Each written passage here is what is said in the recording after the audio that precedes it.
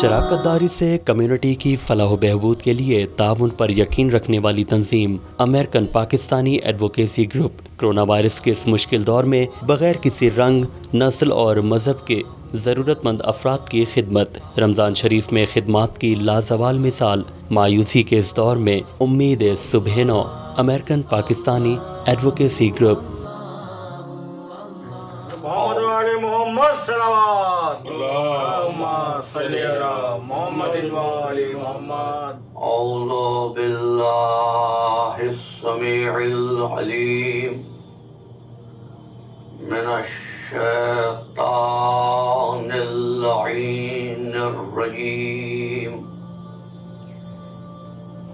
بسم اللہ الرحمن الرحیم۔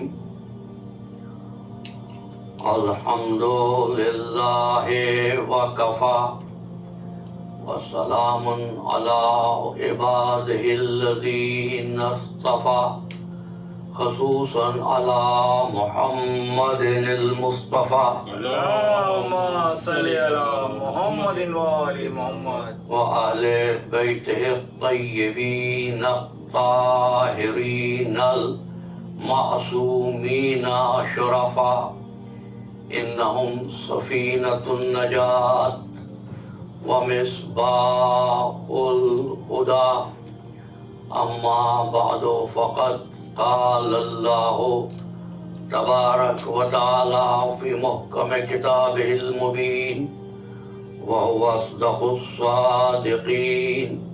بسم اللہ الرحمن الرحیم۔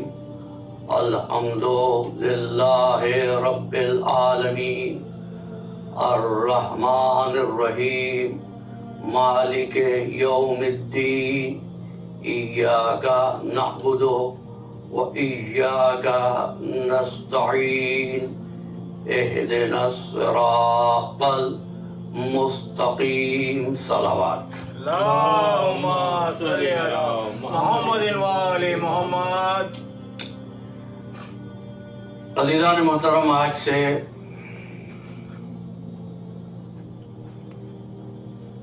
گفتگو کے اس سلسلے کا آغاز ہو رہا ہے جس میں ہم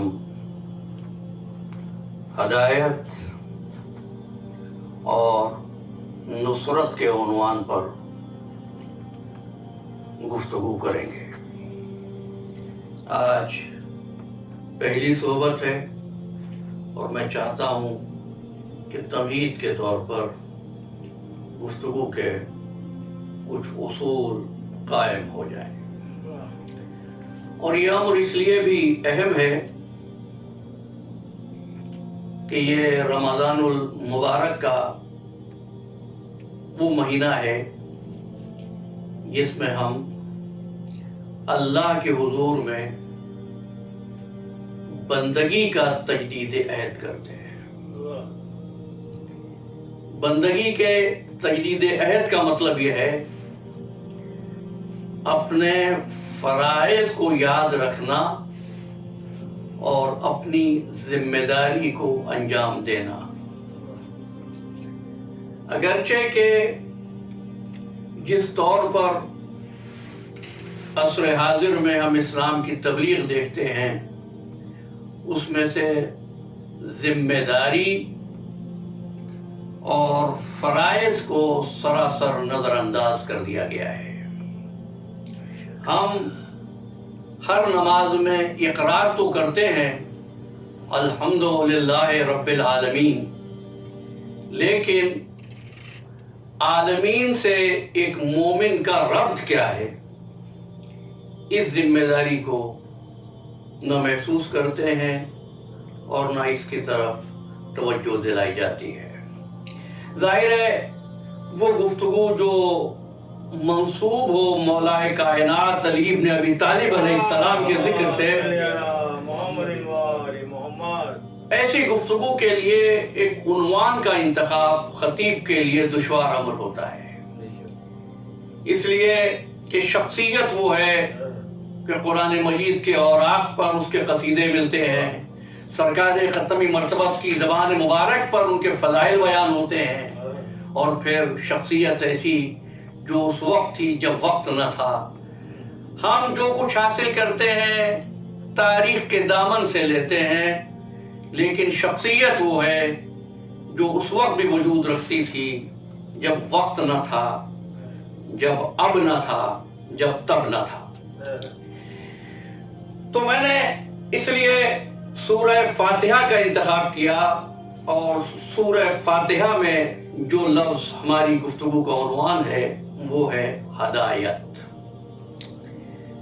اور آج کی گفتگو میں ہم وہ چند اصول آپ کے سامنے پیش کر دیں گے کہ اگر وہ آپ کے اذہان عالیہ تک ہم پہنچا سکے تو ہمیں اپنا فریضہ یاد رہے گا. یاد رکھیے، اسلام نام ہے ذمہ داری کا، اور یہ ذمہ داری ایک عبد کی ہدایت کے تصور سے اور ہدایت کی بنیاد پر قائم ہوتی ہے. خواہ وہ اللہ کی رحمت کا حصول ہو، یا مغفرت کی طلب ہو، یا گناہوں کا استغفار ہو، اس میں ذمہ داری کو نظر انداز نہیں کیا جا سکتا.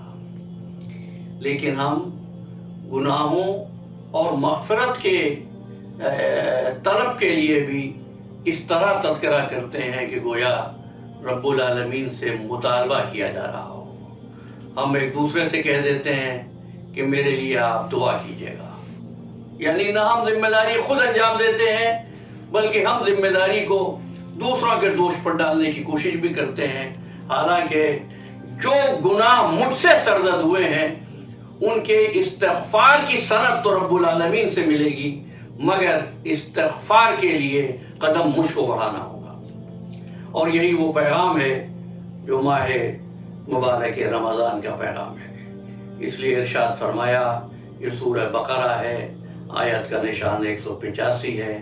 شہر رمضان، یہ رمضان کا مہینہ ہے، الذی انزل فیہ القرآن، جس میں قرآن مجید کو نازل کیا گیا. ہدی للناس وبینات من الہدی والفرقان، اس میں لوگوں کے لیے ہدایت ہے. نماز میں جب آپ سورہ فاتحہ پڑھتے ہیں تو اس وقت بھی آپ ایک دعا کرتے ہیں. میں نے تمام آیات کا ترجمہ پیش نہیں کیا، جہاں سے جو میری گفتگو کا نقطہ ہے، اہدنا الصراط المستقیم. پروردگار ہم کو سیدھے راستے کی ہدایت فرما. اہدنا الصراط المستقیم. ظاہر ہے کہ اگر سیدھا راستہ مل جائے لیکن اس پر ثبات قدم نہ ہو تو صراط مستقیم پر قائم رہنا مشکل ہو جائے گا. اس لیے اہدنا الصراط المستقیم کا مطلب یہ ہے، پروردگار مجھے سیدھا راستہ بھی عطا فرما اور سیدھے راستے پر قائم رہنے کی توفیق بھی عطا فرما. جب کسی کو ہدایت کی جاتی ہے تو اس کے دو طریقے ہوتے ہیں، بلکہ دنیا کے ہر عمل کے دو طریقے ہوتے ہیں. ایک ہے نظری ہدایت اور ایک ہے عملی ہدایت. نظری ہدایت کیا ہے؟ ہدایت کیسے ملے، ہدایت کا سامان کہاں سے ہو.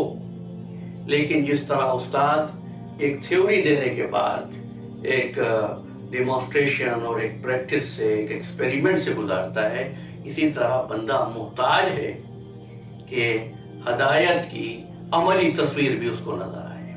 آئیے ان دونوں پر غور کرتے ہیں. آپ نے رب العالمین سے ہدایت کی دعا مانگی. نظری ہدایت کیا ہے؟ نظری ہدایت یہ ہے، ہدی للمتقین. یہ جو قرآن مجید ہے، اللہ کی کتاب، یہ ہے متقین کے لیے ہدایت. یعنی جو ہدایت کا متلاشی ہے، جو ہدایت کا طلبگار ہے، جو زندگی کی لغزشوں اور گمراہیوں اور کوتاہیوں سے بچنا چاہتا ہے، اس کو ہدایت قرآن مجید سے ملے گی. ہدایت کا ایک نظری اعلان اور تھا جو سورہ بقرہ کی 38ویں آیت میں ارشاد ہوا. اور وہ یہ ہے فَإِمَّا يَأْتِيَنَّكُم مِّنِّي هُدًى فَمَن تَبِعَ هُدَايَ فَلَا خَوْفٌ عَلَيْهِمْ وَلَا هُمْ يَحْزَنُونَ۔ یہ جس وقت آدم علیہ السلام کو زمین پر بھیجا ہے تو اس وقت فرمایا ہدایت آئے گی میری طرف سے، فَمَن تَبِعَ هُدَايَ، جو ہدایت کا اتباع کرے گا، فَلَا خَوْفٌ عَلَيْهِمْ وَلَا هُمْ يَحْزَنُونَ، اس پر نہ خوف ہوگا نہ حزن ہوگا۔ میرے معبود وہ ہدایت کہاں سے ملے گی؟ آواز دے دی پھر ذَلِكَ الْكِتَابُ لَا رَيْبَ فِيهِ هُدًى لِّلْمُتَّقِينَ۔ پروردگار اس قرآن سے ہدایت کیسے ملے گی؟ پھر سورہ حشر میں آواز دی، 59واں سورہ قرآن مجید کا 21ویں آیت، لو انزلنا هذا القرآن على جبل لرأيته خاشعا متصدعا من خشیۃ اللہ۔ اگر ہم، اب قرآن مجید سے ہدایت کیسے ملے گی؟ رب العالمین واضح کر رہا ہے کہ دیکھو یہ قرآن معمولی چیز نہیں ہے، عظیم ہے۔ کیسا عظیم ہے؟ لو انزلنا هذا القرآن على جبل لرأيته خاشعا متصدعا من خشیۃ اللہ۔ اگر ہم اس قرآن کو پہاڑ پر نازل کرتے تو تم دیکھتے کہ پہاڑ خشیت الہی سے چکنا چور ہو جاتا۔ یہ ہے اللہ کی کتاب، یہ ہے سامان ہدایت۔ لیکن عزیزو، ہم دیکھتے ہیں جس قرآن مجید سے پہاڑ ریزہ ریزہ ہو جاتا ہے، اس سے حافظ قرآن کی زندگی میں کوئی فرق نہیں آتا۔ ہم دیکھتے ہیں کہ آج ملت اسلامیہ میں قرآن خوانی کی محفلیں تو ہوتی ہیں، زندگی کا اسلوب نہیں بدلتا۔ میں پڑھتا ہوں بعض اوقات وہ لوگ جو ہدایت سے دور تھے، جو اسلام سے دور تھے، اور وہ لکھتے ہیں، میں تفصیلات میں نہیں جا رہا ہوں، کہ ایک آیت نے زندگی بدل دی، لیکن یہ پورا قرآن مجید لوگوں نے پڑھ لیا لیکن زندگی میں تبدیلی نہیں ہوئی۔ عزیزان محترم، ایک جملہ بطور تمہید آپ کی خدمت میں عرض کروں، پھر آگے بڑھ جاتے ہیں۔ دیکھیے، آپ تبدیلی اپنے ماحول میں پیدا کرنا چاہتے ہیں، اسلام آپ کے وجود میں تبدیلی کا خواہاں ہے، وہ تبدیلی آپ کے وجود کی جو خشیت الہی کو جذب کرنے کے قابل ہو جائے، جو آپ کے نفس کو طہارت سے آشنا کر دے، جو آپ کے قلب کو صدق سے آگاہ کر دے۔ وہ تبدیلی کیسے آتی ہے؟ اور وہ تبدیلی کی شکل صرف ایک ہی ہے کہ قرآن مجید کسی پیکر سے آپ کو ملے۔ میرے معبود، یہ قرآن ہدایت کا سامان کیوں نہیں بن رہا؟ جواب ملے گا اس لیے کہ قرآن مجید تھیوری تو ہے، لیکن قرآن مجید عملی شکل تمہارے سامنے پیش نہیں کر سکتا ہے، اور جب تک عملی شکل نہ ہو، قوت محرکہ جنم نہیں لیتی۔ اسی لیے جب پوچھنے والے نے پوچھا کہ سرکار ختمی مرتبہ محمد مصطفیٰ صلی اللہ علیہ وآلہ وسلم کے اخلاق کیا تھے، تو جواب دیا گیا کانا خلقہ القرآن، اس کے اخلاق قرآن تھے، یعنی سرکار ختمی مرتبہ قرآن مجید کی چلتی پھرتی تصویر تھے۔ تو سمجھ میں آیا، یہ قرآن ثابت ہے، یہ قرآن ناطق ہے۔ جب تک قرآن ناطق ہمارے سامنے موجود نہ ہو، قرآن ثابت جلوگر نہیں ہو سکتا، زندگی کی تاریکی میں روشنی پیدا نہیں کر سکتا۔ میں ہدایت کی تلاش میں تھا، اور مجھے پھر سورہ مبارکہ رعد میں آیت قرآنی ملی۔ ارشاد فرمایا انما انت منذر ولکل قوم ہاد، اے حبیب تو منذر ہے، ڈرانے والا، وَلِكُلِّ قَوْمٍ ہاد، ہم نے ہر قوم کے لیے ہادی مقرر کیا ہے۔ سورہ بقرہ میں کیا ارشاد ہوا تھا؟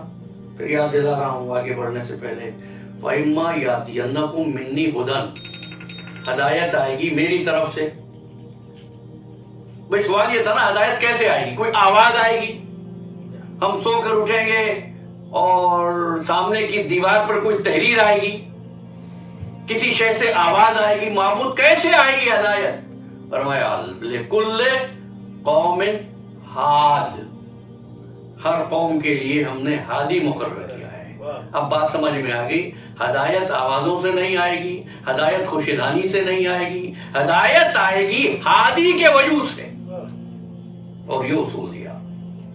پھر ایک مرتبہ عرض کر دوں، لکل، سورہ راز 7ویں آیت ہے، لکل قوم ہاد، ہر قوم کے لیے ایک ہادی ہے۔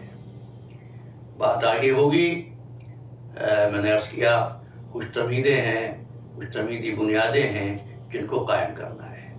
قرآن مجید کی چند آیات ایسی ہیں جس کے آغاز پر قدرت نے لفظ کل استعمال کیا ہے۔ جتنی بات آج کر سکا، جن آیات کے آغاز میں قدرت لفظ کل استعمال کرے وہ کلیہ بن جاتا ہے۔ لکل قوم ہاد، اب کلیہ یہ ہے کہ جب بھی انسانوں کی کوئی سوسائٹی، انسانوں کا کوئی معاشرہ خود کو قوم کہے تو ان کے لیے اللہ کے بنائے ہوئے ہادی کا وجود ضروری ہے، خواہ وہ قوم آج ہو یا آج سے پہلے ہو۔ چلیے ایک اور مثال دیتا ہوں تاکہ بات واضح ہو جائے کہ میں کیا کہنا چاہ رہا ہوں۔ دیکھیے پھر کہتا ہوں، جس کے آغاز پر لفظ کل آ جائے وہ ایک کلیے کا اعلان کرتی ہے۔ مثلا کل نفس ذائقۃ الموت، ہر نفس کو موت کا ذائقہ چکھنا ہے، یعنی ہر وہ شے جو نفس رکھتی ہے اس کو موت آئے گی، یہ کلیہ ہے۔ کوئی ایسا نفس ہو نہیں سکتا کہ ہو اور اس کو موت نہ آئے۔ پھر یاد کر لیجئے، وَلِكُلِّ قَوْمٍ ہاد، ہو نہیں سکتا قوم ہو اور ہادی نہ ہو۔ اچھا دوسری بات سمجھ لیجئے، کل نفس ذائقۃ الموت، اس کا ایک اور مطلب بھی ہے کہ نفس بعد میں ہوگا، موت پہلے ہوگی۔ میں پہنچا پا رہا ہوں آپ تک؟ کل نفس ذائقۃ الموت، اس کا مطلب ہے نفس بعد میں ہوگا، موت پہلے ہوگی۔ تبھی تو ارشاد ہوا سورہ ملک کی دوسری آیت میں، الذی خلق الموت والحیات لیبلوکم ایکم احسن عملا، ہم نے موت و حیات کو اس لیے خلق کیا کہ آزمائے کہ تم میں سے بہترین عمل والا کون ہے۔ دیکھیں بات واضح ہو رہی ہے۔ اور موت کو اتنی اولیت ہے کہ قدرت نے حیات سے پہلے موت کا ذکر کیا ہے، کیونکہ اگر پہلے نہ ہو تو پھر کلیہ نہیں بن سکتا، وہ فارمولا نہیں بن سکتا ہے نا۔ اچھا کل نفس ذائقۃ الموت، تو اب نفس کا بعد میں ہونا اور موت کا پہلے ہونا ثابت ہو گیا کلیہ کی وجہ سے۔ وَلِكُلِّ قَوْمٍ ہاد، ہر قوم کے لیے ہادی ہوگا، اس کا مطلب ہے قوم بعد میں ہوگی، ہادی پہلے ہوگا۔ ایک اور آیت آپ کی خدمت میں ہدیہ کروں، کُلّا، یہ سورہ یاسین کی 12ویں آیت ہے، کُلّا شَیْءٍ احصَیْنَاہُ فی امام مبین، ہم نے ہر شے کا احصاء امام مبین میں کر دیا ہے، یعنی ہر وہ چیز کے جس کو چیز کہا جا سکے اس کا احصاء امام مبین میں ہے۔ اس کا مطلب ہے شے بعد میں ہوگی، امام مبین پہلے ہوگا، قوم بعد میں ہوگی، امام مبین پہلے ہوگا۔ اب جو بعد میں ہوتا ہے وہ پہلے والے کی اطاعت پر مجبور ہوتا ہے۔ موت، حیات نفس سے پہلے، لیکن ہادی، امام، اللہ کی حجت وہ موت سے بھی پہلے، لہذا اس کا حکم حیات پر بھی ہے، موت پر بھی ہے اور شے پر بھی ہے۔ اچھا ایک اور بات اور کیجئے گا، یہ نہیں فرمایا کہ ہم نے ہر قوم کے لیے نبی بنایا ہے،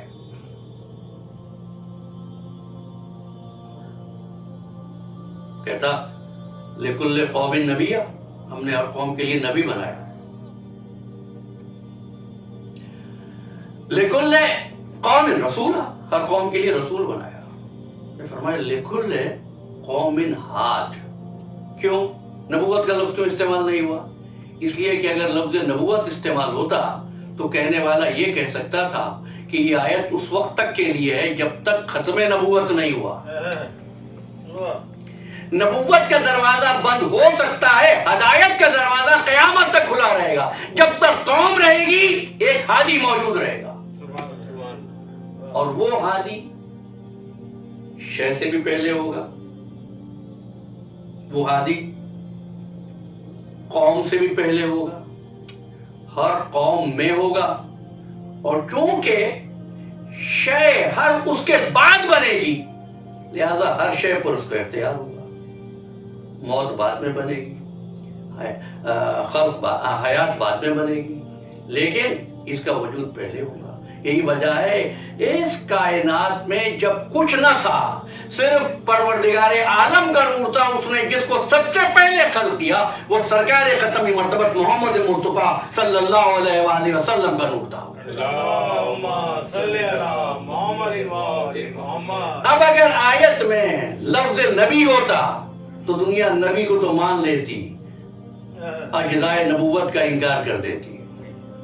लिहाजा फरमाया लिकुल्ल कौमिन हाद, और अल्लाह के रसूल ने फरमाया अव्वलो मा खलक़ल्लाहु नूरी, अल्लाह ने सबसे पहले मेरे नूर को खल्क फरमाया। फिर फरमाने लगे अना व अलीयुन बिन नूरिन वाहिद, मैं और अली एक नूर से हैं। यानी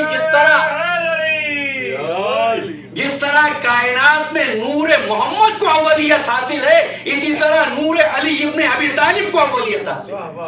अब हयात पर भी उसका इख्तियार है, मौत पर भी उसका इख्तियार है। अज़ीज़ान गिरामी, मैं कल ये भी अर्ज करूंगा कि मौत व हयात पर सरकार ख़त्मी मर्तबत के मोजिज़ात आप तक क्यों नहीं पहुंचे, और वो मुज़ाहिरात इल्मी मौलाए कायनात अली इब्न अबी तालिब अलैहिस्सलाम। लेकिन आज तो सिर्फ इतना सुन लीजिए कि ये शय से पहले, ये कौम से पहले, ये हयात से पहले, ये मौत से पहले, ये नफ्स से पहले। इसलिए अब अगर इनके सामने किसी जिंदा को ले आओ और ये मारना चाहें तो मौत दे सकते हैं, और अगर इनके सामने किसी मुर्दा को ले आओ तो ये जिंदा कर सकते हैं। ये हयात से पहले, ये मौत से पहले, ये नफ्स से पहले। इसलिए अब अगर इनके सामने किसी जिंदा को ले आओ और ये मारना चाहें तो मौत दे सकते हैं, और अगर इनके सामने किसी मुर्दा को ले आओ तो ये जिंदा कर सकते हैं। और जिसको जिंदा कर दें उसकी जिंदगी और उसका कंट्रोल कैसे रखते हैं अभी अर्ज कर देता हूं आपसे, और आप हजरात के इल्म में होगा। मौलाए कायनात अली इब्न अबी तालिब अलैहिस्सलाम,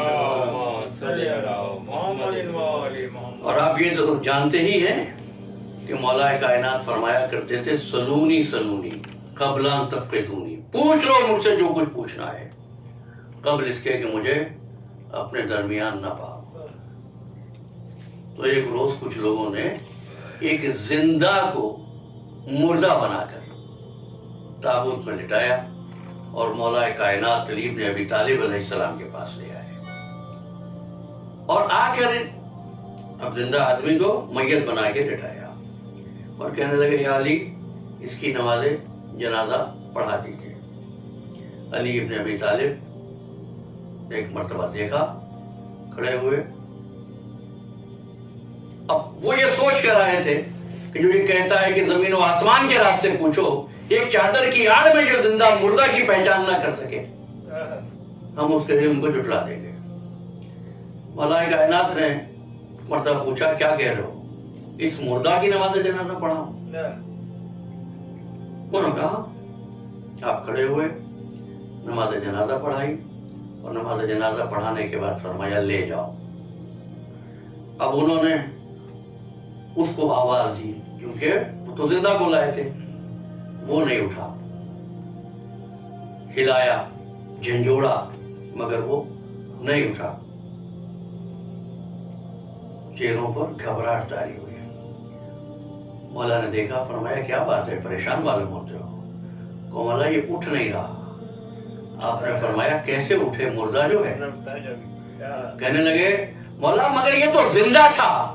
آپ نے فرمایا ہوگا.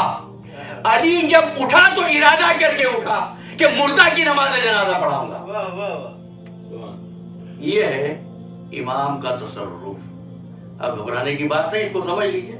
جب اللہ نے پہلے روز اپنے خلیفہ کو بنایا تھا تو فرشتوں کو حکم دیا تھا نا سجدہ کرو. اچھا, یہاں پر ایک اشتباہ عام طور پر احباب کے ذہنوں میں رہتا ہے. حکم فرشتوں کو تھا, جنات کو تو نہیں تھا. شیطان تو جن تھا, تو اس حکم میں آیا کیوں؟ ظاہر ہے کہ مکلف اور غیر مکلف کی گفتگو نہیں چھڑنا چاہتا. سوال ذہن میں پھر لے آئیے کہ حکم ہے سجدہ کرنے کا فرشتوں کو. ابلیس کانا من الجن, وہ جن تھا, تو اس کو تو حکم ہی نہیں تھا. پھر وہ راندہ درگاہ کیوں ہوا, ابلیس کیوں کہلایا, عزازیل سے شیطان کیسے بنا؟ یاد رکھیے اللہ نے حکم دیا تھا ملائکہ کو. ملائکہ ہے ملک کی جمع. ملک کہتے ہیں قوت کو. قوتیں دو طرح کی ہوتی ہیں, یا وہ قوت نوری ہوتی ہے یا وہ قوت ناری ہوتی ہے. ملک کیا ہے؟ قوت نوریہ یتشکل باشکال مختلفہ, جو شکلیں بدلتی رہتی ہے. اسی طرح نار بھی یہ قوت ہے. اللہ نے جب حکم دیا فرشتوں کو تو اس کا مطلب یہ اللہ نے تمام قوتوں کو حکم دیا تھا کہ خلیفۃ اللہ کو سجدہ کریں. اب جتنی قوتیں تھیں سب کی سب سجدہ ریز ہو گئیں خلیفۃ اللہ کے سامنے. یہی وجہ ہے اب روح نکالنے والی, موت دینے والی بھی یہ قوت ہے. چونکہ وہ سجدہ کر چکا خلیفۃ اللہ کو, تو اگر خلیفۃ اللہ کے سامنے کسی مردہ کو لاؤ تو خلیفۃ اللہ سب سے پہلے ملک الموت کو حکم دے گا اس کی روح واپس کرو, اور وہ انکار کر نہیں سکتا کہ سجدہ کر چکا ہے, اطاعت کر چکا ہے. پھر مردے کو ٹھوکر مار کے کہے گا قوم باذن اللہ, اللہ کے حکم سے کھڑا ہو جا. اسی طرح اگر کسی زندہ کو لاؤ گے تو وہی خلیفۃ اللہ ملک الموت کو حکم دے گا اس کی روح قبض کر دو. یہ ہے وہ قوت و طاقت جو اللہ کے بنائے ہوئے ہادی میں ہوتی ہے. اچھا دیکھیے, وَلِكُلِّ قَوْمٍ ہَادٍ, ذرا ریکیپ کرتے ہیں, نتیجے تک پہنچتے ہیں. لِكُلِّ قَوْمٍ ہَادٍ, ہر قوم کے لیے ہادی ہے. وہ ہادی کون بنائے گا؟ جب اللہ نے ہر زمانے میں ہر قوم کے لیے ایک ہادی مقرر کیا ہے تو اس کا مطلب یہ ہے کہ ہادی کے انتخاب کا حق بندوں کو نہیں ہے, اس نے بنا دیا ہے. اور جس کو اس نے بنایا ہے وہ اس کی قدرتوں کا مظہر ہوگا. ورنہ آپ ہی مجھے بتائیے زندہ کون کرتا ہے؟ دیکھیے ہے باریک منزل ہے, اور میں کبھی کسی سوال کو محمد سوال نہیں سمجھتا. کتاب ہمارا عقیدہ تو یہ ہے اللہ ہی زندہ کرتا ہے, اللہ ہی موت دیتا ہے. آپ کہتے ہیں کہ مولا کائنات نے مردے کو زندہ کر دیا, زندہ کو مردہ کر دیا, تو یہ تو اختیار الہی ہے. اور یہیں سے احباب اس غلط فہمی کا شکار ہو جاتے ہیں کہ ہم نے امام کو رب العالمین کے منصب پر بٹھا دیا ہے.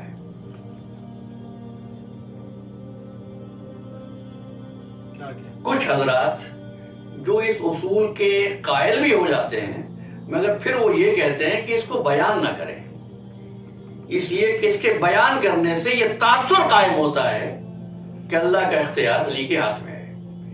میں اس نیت کی قدر کرتا ہوں, لیکن ایک بات پوچھنا چاہتا ہوں, عقیدہ کیا ہے؟ کون زندہ کرتا ہے؟ اللہ. کون موت دیتا ہے؟ اللہ. سورہ آل عمران, سورہ آل عمران دیکھیے حضرت عیسیٰ علیہ السلام فرماتے ہیں انی अक़्लुकु लकुम मिन अत्तीन कहयति तैर फानफुखु फीहि फयकूनु तैरम बिइज़्निल्लाह। फिर फरमाते हैं मैं मुर्दों को जिंदा करूंगा। सारी दुनिया मानती है ना ईसा मुर्दों को जिंदा करते थे अल्लाह के इज़्न से। सूरह आले इमरान में भी जिक्र, सूरह बकरा में भी जिक्र। ईसा मुर्दे जिंदा करें। मैंने आज तक नहीं सुना कोई ये कहे इसको बयान ना करो कि इससे ईसाइयों को जवाब मिल जाता है कि ईसा अल्लाह के बेटे हैं। नहीं अज़ीज़ान मोहतरम, ये कहने से ना ईसा को अल्लाह बनाते हैं ना अली इब्न अबी तालिब को अल्लाह का मनसब दिलाते हैं। अल्लाह माबूद है, अली अब्द है। लेकिन हम ये जानते हैं, बस आखिरी जुमला मेरे बयान का, लेकिन हम ये जानते हैं कि हम अल्लाह को सफात से पहचानते हैं। अब एक बात कह रहा हूं, अली इब्न अबी तालिब अजीम हस्ती, हजरत ईसा अल्लाह के पैगंबर। मैं तो कहता हूं कभी अल्लाह खुद आपको, जी आपको, मेरे और आप जैसे गुनाहगार इंसानों को भी अपनी सफात का मजहर बना देता है। हैरान ना हो, ये तो मेरा दावा है, दलील दे रहा हूं। देखो पहली बात यह है कि अल्लाह को आप किससे पहचानते हैं? सफात से। सफात क्या होती है? सफात उन खुसूसियात को कहते हैं जो किसी भी जात में बाद में शामिल होती है। उलमा का लफ्ज़ तो आम इस्तेमाल होता है आजकल। ये उलमा मां के पेट से उलमा नहीं होते। एक आदमी रईस होता है, सखी होता है, हमेशा से नहीं होता। दौलत आती है तो सखी बनता है, इल्म आता है तो एक जाहिल आलिम बन जाता है। हमेशा आलिम रहता है, एक वक्त आता है जब उसके सारे फराइज उस पर कसर हो जाते हैं, साकित हो जाते हैं। कब? बुढ़ापा इतना हो गया कि अब जो पढ़ा था कुछ याद ही नहीं है। पहली मंजिल क्या थी इस आलिम की? जाहिल था, सीखा, आलिम बना, भूल गया, फिर जाहिल हो गया। यानी सिफत इल्म और है,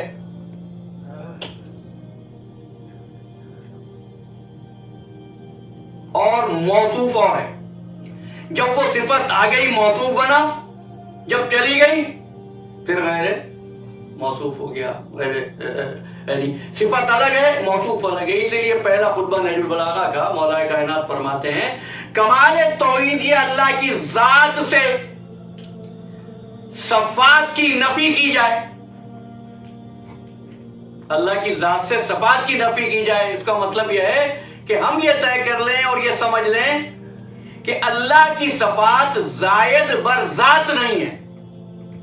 यानी वो ऐसा आलिम नहीं है कि इल्म आए और वो आलिम बना हो, नहीं, वो जब से है मुतलक ऐने इल्म है, ऐने खैर है, ऐने सिद्क है। हम पर वाजिब कर दिया कि उसकी मारिफत भी हासिल करें। हम सिफत के बगैर पहचानते नहीं और वो सफात की उन तारीफों में आ नहीं सकता जिनसे हम वाकिफ हैं। लिहाजा बंदों की मजबूरी ये है कि अल्लाह को अपनी सफात का मजहर बनाकर दुनिया में भेजना होता है। और जो जुमला मैंने कहा था, अल्लाह तो आपको भी मजहर बना देता है। कैसे? आप मुझे बताइए। आप सुनते हैं ना कानों से, देखते हैं ना आंखों से, अल्लाह भी देखता है ना। अल्लाह की आंखें हैं, अल्लाह के कान हैं, अल्लाह की गिरफ्त है, हाथ है, पैर है? नहीं है। अल्लाह हमारा जिस्म और जिस्मानियात से मुबर्रा है, मुनज़्ज़ह है, बुलंद है। तो भाई हम तो कानों से सुनते हैं, अल्लाह बगैर कानों के कैसे सुनता है? अभी हमारी समझ में कैसे आए बात? हमारी तो आंखें हैं इसलिए देखते हैं, अल्लाह की आंखें भी नहीं है और वो देखता है। बस अल्लाह ने आपको अपनी सिफत का थोड़ी देर के लिए मजहर बनाया। जब आप सो जाते हैं तो आंखें तो बंद होती है ना, लेकिन ख्वाब देख रहे होते हैं या नहीं? कान तो आपके बिस्तर पर होते हैं, लेकिन ख्वाब में आप किसी दूसरे मुल्क में बैठे हुए सुन भी रहे होते हैं ना। इस वक्त आप बगैर आंखों के देख रहे होते हैं और बगैर कानों के सुन रहे होते हैं। अल्लाह ने अपने वजूद की निशानी को तुम्हारे वजूद में रख दिया है। یہ شرک نہیں ہے، یہ بندوں کی مجبوری ہے، اس کو سمجھاتا ہے، پہچنواتا ہے۔ ہاں بس فرق اتنا ہوتا ہے جب آپ کو مظہر بناتا ہے تو اس وقت تک آپ غور نہیں کرتے جب تک کہ آپ کو یاد نہ دلایا جائے، لیکن جو اس کا مظہر ہوتے ہیں، جو اپنے وجود میں اس کا مظہر ہوتے ہیں، وہ جانتے ہیں کہ ہم کو کس وقت صفت الہی کو ظاہر کرنا ہے۔ وہ رحیم ہے، لیکن اس کی رحمت سے آپ کو فائدہ جب ہوگا جب آپ اس امر پر ایمان لے آئیں، وما ارسلناک الا رحمۃ للعالمین، محمد مصطفیٰ کو عالمین کے لیے رحمت بنایا ہے۔ وہ شجاع ہے، لیکن اس کی شجاعت اس وقت سمجھ میں آئے گی جب علی ابن ابی طالب علیہ السلام باب خیبر کو اپنے ہاتھوں پر بلند کر کے اصحاب رسول کے لیے خندق پر سے رستہ بنا دیں گے۔ سخاوت جب سمجھ میں آئے گی جب آپ امام حسن علیہ السلام کے ہاتھوں سے سخاوت کا عمل دیکھیں گے۔ صبر جب سمجھ میں آئے گا جب امام حسین علیہ السلام کے طاقت کے ہونے کے باوجود تیروں کی چھاؤں میں سجدہ کرتے ہوئے دیکھیں گے۔ یہ ہے وہ منظر۔ اس لیے آپ سے عرض کر دوں، امام کبھی بے بس نہیں ہوتا، لیکن اس کی منصب کا تقاضا یہ ہوتا ہے کہ اس صفت الہی کو وہ ظاہر کرے۔ یہی وجہ ہے۔ مجھے بتاؤ، علی ابن ابی طالب اگر چاہیں تو کائنات کا نقشہ پلٹ سکتے تھے نا، اور یہ امر خود اپنی جگہ پر عجیب معلوم ہوتا ہے جب لوگ یہ کہتے ہیں علی ابن ابی طالب کی حکومت کے متعلق گفتگو کرتے ہیں، ان کو حکومت نہیں ملی، خلافت نہیں ملی۔ تو یاد رکھنا، اگر علی چاہتے تو کون تھا جو علی سے کچھ چھین سکتا ہے؟ جانتے ہو علی کون ہے؟ علی وہ ہے کہ نہروان میں لوگوں نے کہا یا علی بہت بڑا لشکر آپ کے مقابلے پر آیا ہے، فرمانے لگے میں اکیلا جنگ کروں گا۔ کہا مولا جنگ طول پکڑ جائے گی، فرمایا شام سے پہلے ختم کر دوں گا۔ کہا مولا یہ دریا عبور کر جائیں گے، فرمایا دریا عبور نہیں کرنے دوں گا۔ کہ مولا 900 ہیں، فرمایا فقط 9 بچیں گے۔ ہے کوئی ایسا شجاع، ایسا مختار؟ یہ وہی ہو سکتا ہے جو مظہر العجائب ہو، یہ وہی ہو سکتا ہے جو صفات ربوبیت کا مظہر ہو۔ اور اگر یہاں تک بات پہنچا سکا ہوں تو پھر آپ کو ایک تصویر علی اور دکھاتا ہوں۔ یہ وہ علی ہے جس نے عمر بن عبدود کا سر کاٹا تھا، جس نے باب خیبر اکھاڑا تھا، جس نے مسلمانوں کو فتح و کامیابی سے آشکار کیا تھا۔ یہی علی ہے، لیکن آج ایک منظر ہم دیکھ رہے ہیں کہ علی ابن ابی طالب کے گلے میں رسی ہے، سر جھکایا ہوا ہے،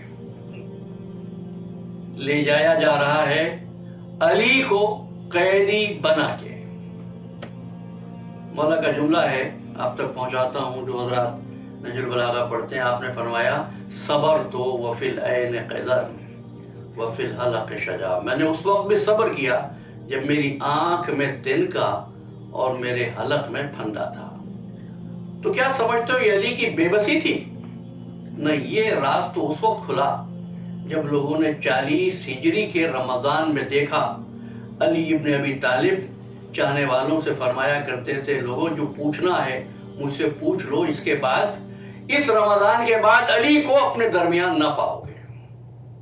دیکھیے ہمیں تاریخ میں ملتا ہے کہ سرکار ختمی مرتبت اپنی ریش مبارک کو خضاب کیا کرتے تھے، لیکن مولائے کائنات علی ابن ابی طالب علیہ السلام سنت رسول پر عامل، آپ نے 40 ہجری کے رمضان سے کافی عرصہ پہلے ہی اپنی داڑھی کو خضاب کرنا چھوڑ دیا تھا۔ جب اسبغ نے پوچھا یا علی آپ ریش مبارک کو خضاب کیوں نہیں فرماتے، تو آپ نے فرمایا اسبغ علی کو انتظار ہے اب اس خضاب کا جو علی کے سر کے خون سے علی کی داڑھی کا ہوگا۔ دیکھو علی ایک ہی وقت میں عبد بھی ہے، اللہ کی صفات کا مظہر بھی ہے۔ اگر صفات الہیہ کا مظہر رہے اور اب کی کیفیت نہ ہو تو فرائض پورے نہیں ہوتے. اگر صرف اب کی صورت رہے اور صفات الہی ظاہر نہ ہو تو فرض پورا نہیں ہوتا. اب علی اس فرض کو پورا کرتے ہیں. آپ دیکھیے کس طرح کہ 40 ہجری کا رمضان آیا اور 18واں دن گزرا. مولا کا قاعدہ تھا کہ اپنے اولاد میں سے ایک دن ایک کے گھر پہ روزہ افطار کرتے تھے. اس روز آپ نے اپنی صاحبزادی بی بی ام کلثوم سلام اللہ علیہا کے گھر پہ روزہ افطار کیا. بی بی کا بیان ہے کہ میں نے افطار کے وقت اپنے بابا کی خدمت میں جو کی روٹی، تھوڑا سا نمک اور دودھ کا پیالہ لا کر رکھا. میرے بابا نے ایک مرتبہ تمام افطار کو دیکھا اور فرمانے لگے، بیٹی میں نے کبھی اپنے آقا کی امر کے خلاف نہیں کیا. علی نے کبھی ایک وقت میں 2 سالنوں کے ساتھ روٹی نہیں کھائی. بیٹی تجھے حکم دیتا ہوں ان میں سے ایک چیز اٹھا لے. دودھ کا پیالہ اٹھا لیا گیا اور بابا نے جو کی روٹی نمک کے ساتھ تناول کی. اس کے بعد شب بھر عبادت میں مشغول رہے. کبھی صحن خانہ میں آتے، کبھی حجرے میں تشریف لے جاتے، کبھی صحن خانہ میں آ کے آسمان کی طرف نگاہ اٹھاتے اور فرماتے، رضوان بقضائک وتسلیما لامرک. پروردگار تیرے فیصلے پر راضی ہوں، تیرے امر کے سامنے میرا سر تسلیم خم ہے. شہزادی فرماتی، میں نے عرض کیا، بابا آپ نے بڑے بڑے مارکے سر کیے، بڑی بڑی جنگیں فتح کی، لیکن جو منظر آج دیکھ رہی ہوں، جو کیفیت آج دیکھ رہی ہوں، ایسی کبھی نہ دیکھی. تو ایک مرتبہ فرمانے لگے، ام کلثوم آج علی ابن ابی طالب کی زندگی کا آخری دن ہے. آج صبح کے وقت میرے سر پہ ضربت لگے گی. رات گزری، ابھی صبح ہونے میں کافی دیر باقی تھی. آپ گھر سے روانہ ہوئے. علامہ مجلسی نے لکھا ہے کہ جب چونکہ مولا کائنات خبر دے رہے تھے رات سے، لہذا شہزادی بے چین تھی. ہو نہیں سکتا شہزادی بے چین ہو اور شہزادی نے حسنین علیہ السلام سے ذکر نہ کیا ہو. جب مولا روانہ ہونے لگے تو امام حسنین علیہ السلام بھی روانہ ہونے کے لیے اٹھے. تشریف لے آئے. تفصیلات نہیں ملتی، لیکن آپ نے فرمایا کہ میں تمہیں حکم دیتا ہوں تم میرے ساتھ نہ چلو. شہزادے اپنے گھروں کو واپس ہوئے اور آپ صحن خانہ میں آئے. گھر میں کچھ بتیں پلی ہوئی تھیں. وہ مولا کے قریب آ گئی اور مولا کی ابا کے دامن کو اپنی منقار سے پکڑ کر چلانے لگی، چیخنے لگی، گویا زبانیں بے زبانی سے کہہ رہی تھی، مولا آج مسجد تشریف نہ لے جائیے. مرتبہ ام کلثوم کی طرف دیکھا، فرمایا، بیٹی میرے بعد عید کے آب و دانہ کا خیال رکھنا، اور اگر ان کے آب و دانہ کا خیال نہ رکھ سکو تو ان کو آزاد کر دینا. مسجد میں تشریف لائے، مسجد میں سونے والوں کو جگایا، گلدستہ اذان پر آئے. لین داؤدی میں علی ابن ابی طالب نے اذان کہی. کوفے کے ہر گھر میں اذان کی آواز پہنچی. بس عزادارو، تاریخ انسانیت کی 2 صبح یاد آتی ہیں. ایک 19ویں رمضان کی صبح، ایک 10ویں ماہ محرم کی صبح. اس روز بھی اذان کا آغاز علی کی اذان سے ہوا تھا. 19ویں رمضان کی صبح کا آغاز بھی علی کی اذان سے ہوا. اس کے بعد محراب مسجد میں آئے، عبادت میں مشغول ہوئے. جب میرا مولا کھڑا ہوا نا نماز کے لیے، ابن ملجم مرادی ملعون तलवार लेकर उस सुतून की आड़ में आकर खड़ा हो गया। जब मौला नमाज पढ़ रहे थे, अभी रकते अव्वल तमाम न हुई थी, सजदे में सर तक तलवार चल गई। खुदा का इबादत गुजार इमाम जख्मी होकर खाके मस्जिद पे गिरा और मौला फरमाने लगे बिस्मिल्लाह व बिल्लाह अला मिल्लत रसूलुल्लाह फुस्तु बिरब्बिल काबा, काबे के रब की कसम अली कामयाब हो गया। मौला ने ये जुमला खंदक में नहीं फरमाया था, खैबर में नहीं फरमाया था। आज क्यों फरमाया? इसलिए कि एक तरफ अली सफाते इलाही के मजहर थे, आज जब सर पे जरबत लगी है तो अली इबादत में मशगूल थे। अली कामयाबी का ऐलान कर रहे थे कि देखो मैंने अल्लाह की रबूबियत को पहचानवाया है, मैं इबादत करते हुए जख्मी हुआ हूँ।